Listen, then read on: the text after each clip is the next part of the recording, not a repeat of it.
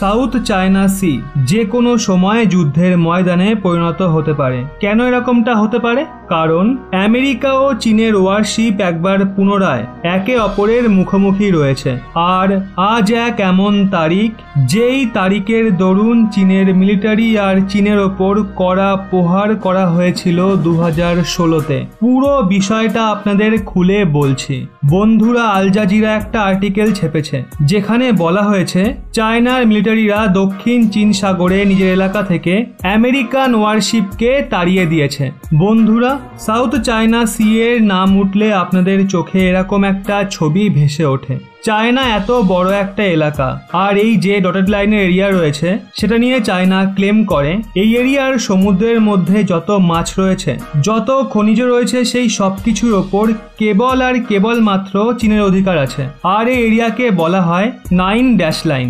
এই 9 dash line এরিয়ার আরও একটা ম্যাপ দেখুন, এখানে অনেকটা ক্লিয়ার হয়ে যাবে। কিন্তু 12ই জুলাই 2016 এই আর্টিকেলটা ভালোভাবে দেখুন।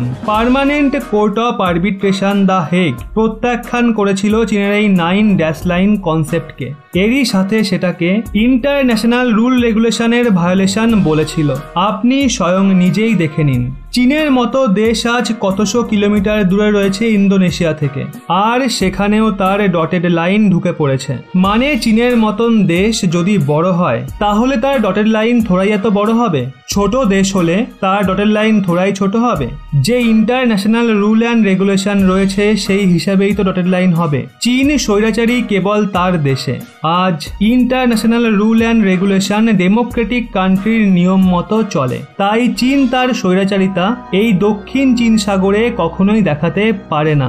এই কারণেই 2016-তে চীনের মুখে কড়া প্রহার করা হয়েছিল $3 ট্রিলিয়ন নামে।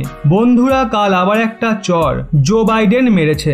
ডোনাল্ড ট্রাম্পের সাপোর্ট করেছে সাউথ চায়না সির মামলায়। ডোনাল্ড ট্রাম্প বুক ফুলিয়ে সাউথ চায়না সির ক্লেমকে রিজেক্ট করেছিল শি জিনপিং এর মুখের সামনে, আর জো বাইডেন সে কথাই অনুসরণ করেছে।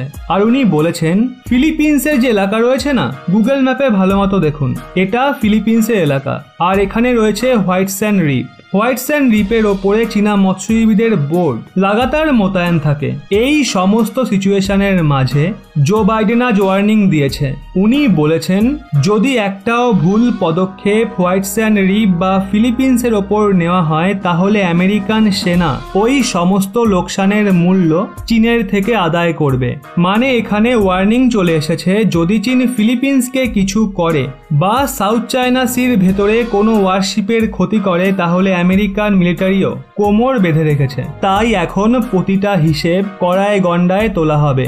বন্ধুরা, সাউথ চায়না সিতে যদি চীন না ঝোঁকে তাহলে এই ফ্রন্ট একদম তৈরি হয়ে আছে। ইউএসএ সোজা হুমকি দিয়ে দিয়েছে। বন্ধুরা, চীনের ফ্রন্টের কথা বললে পঞ্চম ফ্রন্টও খুলে গেছে। ওদিকে আবার তালেবানের ফ্রন্টও খুলে আছে, যদিও তাদের সাথে চীনের কেবল 8-9 কিলোমিটারের একটা বর্ডার রয়েছে। কিন্তু আফগানিস্তানের তালেবানের জন্য আজ সীমা বড়ই কম। আফগানিস্তান তো আজ পাকিস্তানের ভেতরেও রাজ করে। আর যদি আফগানিস্তানের তালেবানরা চীনকে শায়েস্তা করতে চায় তাহলে পাকিস্তানের সরকারও তাদের আটকাতে পারবে না। বন্ধুরা, আফগানিস্তানের তালেবানরা চীনকে বলেছে আমরা আপনাদের এন্ট্রি করাতে চাই আফগানিস্তানের ভেতরে, আর ব্ল্যাকমেল করার চেষ্টা করেছে। কিন্তু চীন এই অফার স্বীকার করেনি। আর আমেরিকার নকশা অনুসরণ করে সে আজ আফগানিস্তানকে মজা দেখাতে চায়। কিন্তু আফগানিস্তানের ফ্রন্ট যদি চীনের বিরুদ্ধে খুলে যায় তাহলে সিনজিয়াং এলাকায় অব্যবস্থা ছড়াতে পারে। এই পুরো বিষয়ের ওপর আপনাদের কি মতামত অবশ্যই কমেন্টে জানান।